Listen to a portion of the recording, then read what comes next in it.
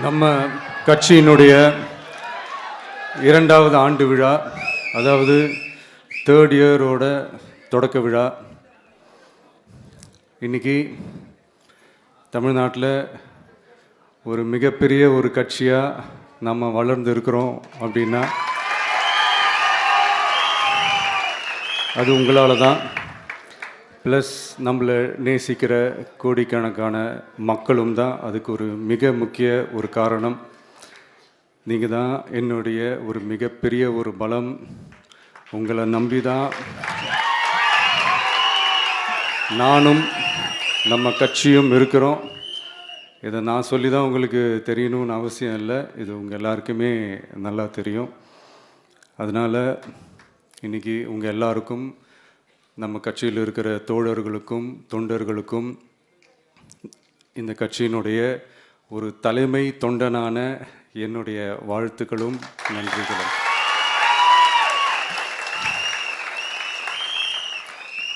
அப்புறம் என்ன, மைக்கை பிடிச்சாச்சு, வெடியை கொளுத்தி போட்டுருவோமா?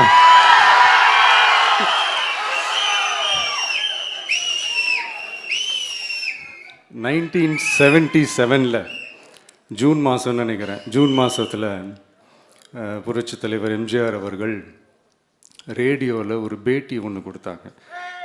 அதில் பேசும்போது சொன்னாங்க, பேரறிஞர் அண்ணா அவர்கள் இருந்த இடத்தில் இப்படிப்பட்டவர்களும் அமர்கின்ற ஒரு நிலைமை ஏற்பட்டுச்சேன்னு எண்ணி எண்ணி கண்ணீர் வடித்தேன். அன்னைக்கு அந்த கண்ணீரை துடைக்க ஆரம்பித்த இயக்கம் தான் அண்ணா திராவிட முன்னேற்றக் கழகம்னு சொன்னார்.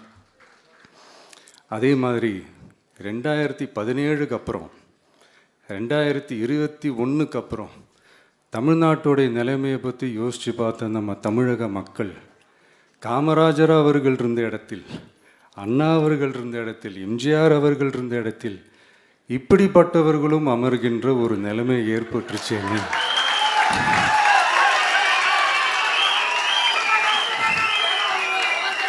தமிழக மக்கள் கண்ணீர் வடித்தாங்க. இன்னைக்கு இந்த கண்ணீரை துடைக்க ஆரம்பித்த இயக்கம் தான் தமிழக வெற்றிக்கழகம்.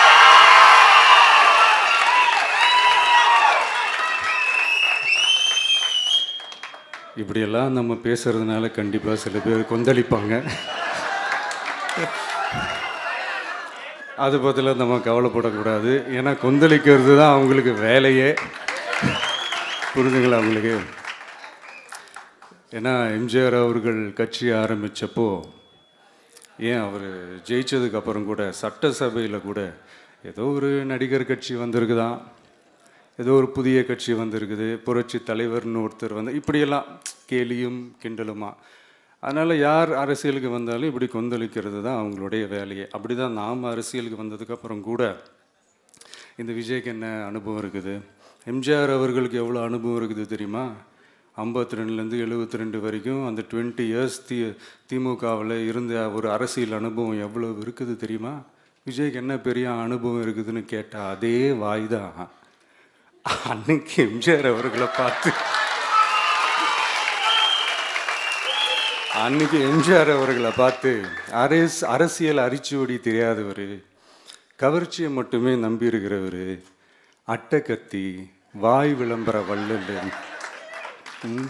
இவருக்கு கேள்வி மட்டும்தான் கேட்க தெரியும், பதில் சொல்ல தெரியாது, நிருபர்களை சந்திக்க மாட்டார், டெல்லியை பகச்சிக்க மாட்டார், மேலே இருந்து அவருக்கு அவ்வளோ ப்ரெஷர் இருக்குது, அப்படி இப்படின்னு சொன்னதும் அதே வாய் தான். அதனால் எம்ஜிஆர் அவர்களை மட்டும் இல்லை, அவருடைய தொண்டர்களை கூட விட்டு வைக்கலை. அது என்னது, இந்த பளபளப்பு ஜொலி ஜொலிப்பை பார்த்தா பல்லிழிப்பவங்க, இப்படியெல்லாம் கிண்டலும் கேலியுமா, இது எல்லாம் மக்கள் ஒரு மாதிரி சைலண்ட்டாக வாட்ச் பண்ணிக்கிட்டு என்ன பண்ணாங்கன்றது உங்களுக்கே நல்லா தெரியும். அவர் ஜெயித்ததுக்கப்புறம் இந்த அரசியலில் பழந்துன்னு கொட்டை போட்ட அனுபவிச்சாலையும் இருப்பாங்கன்னு சொல்லுவாங்கள்ல, அவங்க எல்லாருக்குமே அந்த கோட்டைன்றது ஒரு பகல் கனவாகவே மாறிடுச்சுன்னா பார்த்துங்க.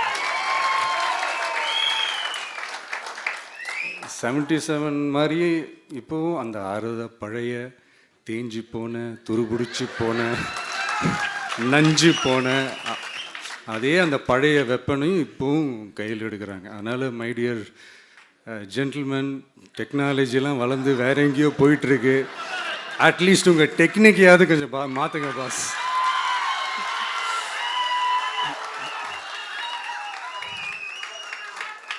காமராஜர் அவர்களையும் விட்டு வைக்கல. அவருக்கு இலக்கியம்னா என்ன தெரியும்? அவர் மாபெரும் புலவர், அந்த புலவர் இந்த புலவர்னு அவரை பற்றியும் கிண்டலும் கேலியுமா. அதான் முன்னாடியே சொன்ன மாதிரி யார் எதிர்த்து நின்னாலும் அவங்கள கொந்தளிக்கிறது தான் அவங்களுடைய வேலையே. ஸோ இப்படி நம்ம அவங்க பண்ணுற தப்பெல்லாம் நம்ம எடுத்து சொன்னால், அவங்க பண்ணுற அட்ராசிட்டியை பற்றி நம்ம எடுத்து சொன்னால், அவங்க பண்ணுற அந்த ஊழலை பற்றி தான் நம்ம எடுத்து சொன்னோம். முக்கியமாக நாம் அதை எடுத்து சொன்னால் 50 வருஷத்துக்கு முன்னாடி இருக்கிற அதே தகர டப்பாவை எடுத்து உருட்ட ஆரம்பிச்சிருவாங்க.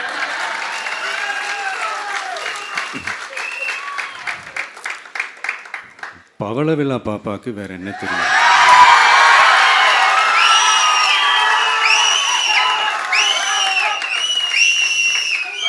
பழைய டப்பாவை உருட்டதானே தெரியும். அதுக்காக நாம் அவங்க பண்ணுற தப்பெல்லாம் சொல்லாமல் வெளியே சொல்லாமல் இருக்க முடியுமா? சொல்லுவோம், சொல்லிக்கிட்டே இருப்போம். நம்மளை தவிர யார் அவங்கள ஏற்று நின்று கேள்வி கேட்கறது? யாருக்கு அந்த தில் இருக்குது?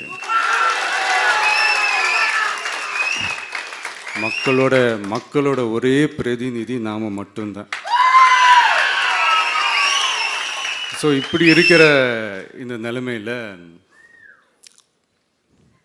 இன்னைக்கு இந்த டிஜிட்டல் உலகத்தில் திருவள்ளுவர் இருந்திருந்தாருன்னா இந்த தீய சக்தியை பற்றி என்ன திருக்குறள் எழுதியிருப்பாரு? ஒரு கற்பனையா, அநீதி, அராஜகம், தில்லுமுள்ளு இவை எல்லாம் திமுக முதற்றே உலகு.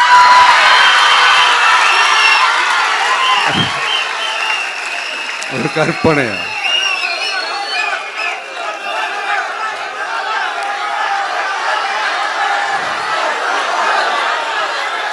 அநீதி, அராஜகம், தில்லுமுள்ளு இவை எல்லாம் திமுக முதற்றே உலகு.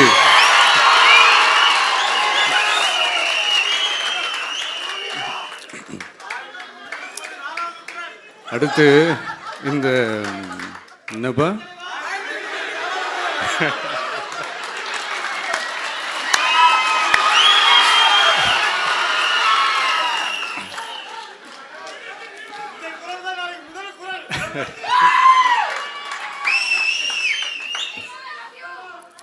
அடுத்து இந்த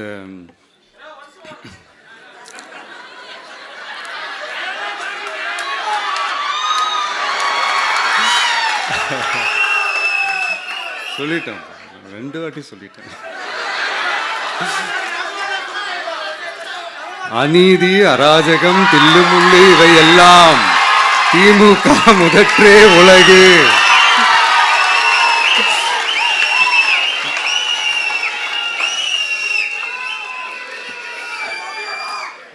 அடுத்து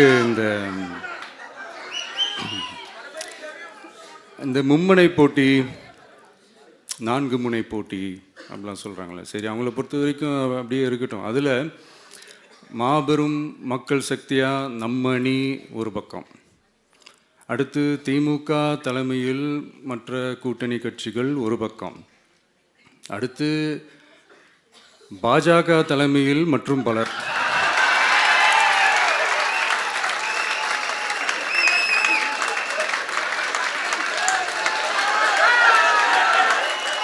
என்னப்பா சிரிக்கிறீங்க? உண்மையை தானேப்பா சொன்னேன்.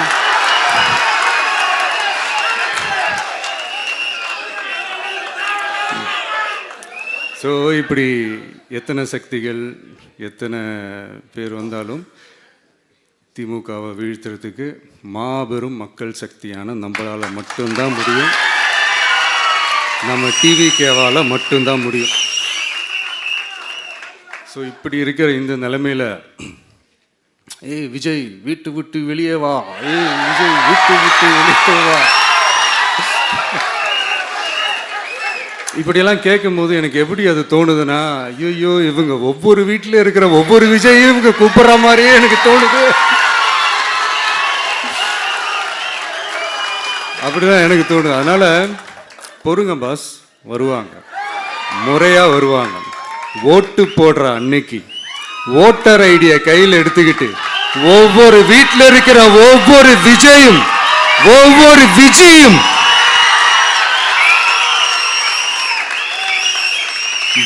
பூத்தா காலையிலேயே வந்து நிப்பாங்க பாருங்க. அன்னைக்கு தெரியும் பாருங்க, ஏண்டா இந்த விஜய கூப்பிட்டோம்னு.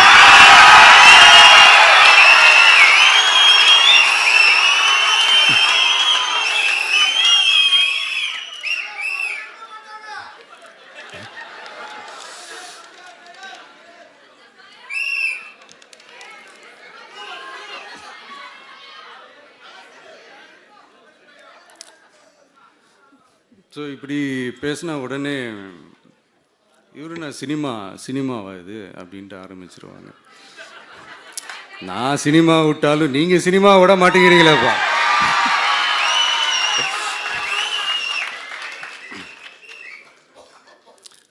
அப்புறம் இன்னொரு ரீசெண்டாக அந்த ஒரு விஷயம் போயிட்டுருக்குல்ல, இந்த கருத்து கணிப்பு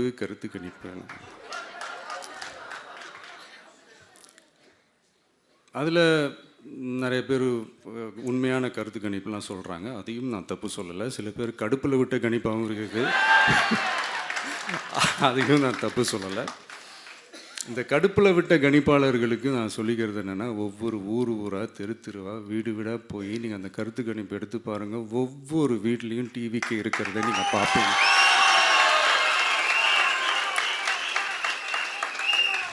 அப்படி சப்போஸ் உங்களுக்கு அது ஷாக்கிங்காக இருந்துச்சுன்னா ரப்பர் வச்சு எல்லாத்தையும் அழிச்சிட்டு மறுபடியும் முதல்லேருந்து எடுத்து பாருங்கள், அதே ரிசல்ட் தான் வரும்.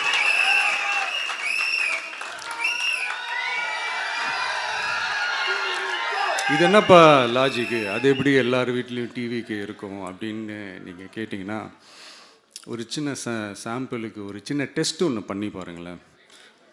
நம்ம சிஎம் சார் இருக்காங்கள்ல, ஸ்டாலின் சார், ஒரு 2 இயர்ஸ் பேக் இருக்கும்னு நினைக்கிறேன். ஒரு மேடையில் பேசும்போது சொன்னாங்க, இந்த மாதிரி என்னோட கட்சிக்கு அவங்களோட கட்சிக்காரங்க சில பேர் பண்ணுற அட்ராசிட்டி, ஒரு சில மந்திரிகள் பண்ணுற சில அட்ராசிட்டிஸ்லாம் பார்த்து ராத்திரியில் எனக்கு தூக்கமே வரமாட்டேங்குது அப்படின்னு ஒரு 2 இயர்ஸ் பேக் இருக்கும்னு நினைக்கிறேன். அந்த வீடியோ கூட இருக்குது. அப்படி இருக்கிற அவர் என்னைக்காவது ஒரு நாள் அசந்து தூங்குவார்ல, அப்போ அவர்கிட்ட போய், சார்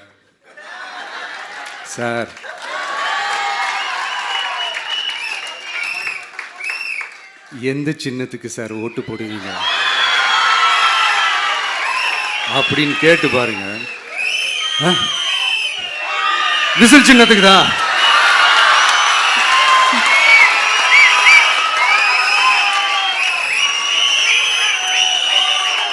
தூக்கத்தில் இப்படி டப்புன்னு எழுப்பி கேட்டால் டப்புன்னு உண்மையை போட்டு உடைச்சிருவாங்க. அதுக்கு சொன்ன அப்படி இருக்கிற இந்த நிலைமையில் டிவிக்கே வந்து சிட்டியில் தான் இருக்குது, டவுனில் தான் இருக்குது, வில்லேஜ் சைட்லலாம் இல்லை அப்படின்னு சொல்கிறவங்களுக்கு இந்த மாதிரி சில டெஸ்டெல்லாம் பண்ணி பாருங்கள், தெரியும்.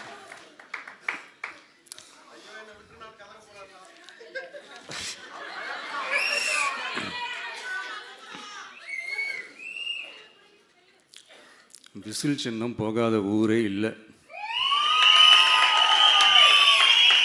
விசில் சின்னம் எங்கெல்லாம் இருக்குதோ அங்கெல்லாம் டிவிக்கே இருக்குதுன்னு அர்த்தம். என்னுடைய அம்மா, அக்கா, தங்கைகள், அண்ணன், தம்பிகள் டிவிக்கேக்கு ஓட்டு போடுறத யாராலையும் தடுக்க முடியாது.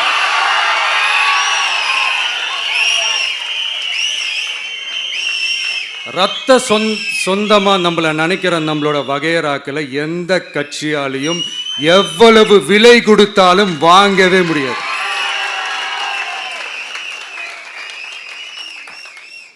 நான் ஓவர் கான்ஃபிடென்ஸில் பேசுகிறேன் அப்படின்லாம் நினைக்காதீங்க. இதுதான் கள நிலவரம், கள யதார்த்தமும் இதுதான். தீய சக்தியை வீழ்த்துறதுக்கு தூய சக்தியான நம்மளால் மட்டும்தான் முடியும். இந்த 2026 சட்டமன்ற தேர்தலில் டிவிக்கே தான் மக்களோட ஒரே ஆப்ஷன். Otherwise no diversion.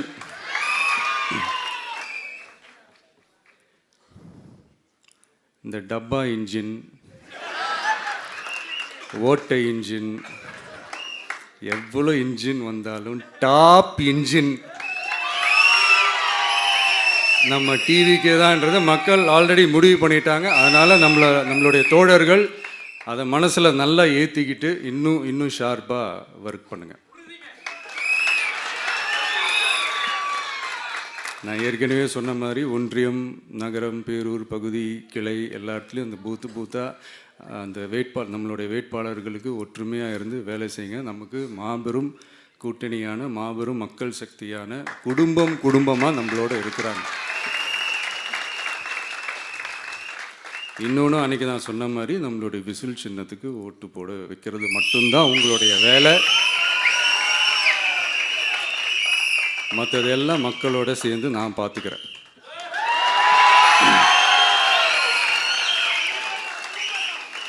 தமிழ்நாட்டோட அரசியலில் த விசில் ப்ளோயர் இஸ் டிவிகே.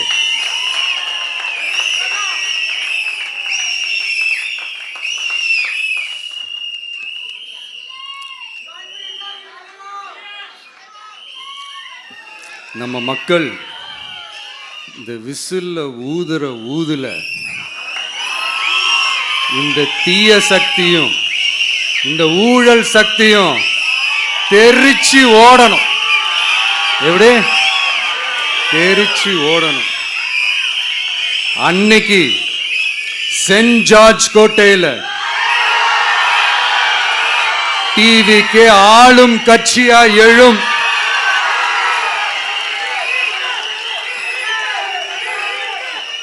உங்களோட நான் இருக்கேன், நம்மளோட நம்ம மக்கள் இருக்கிறாங்க.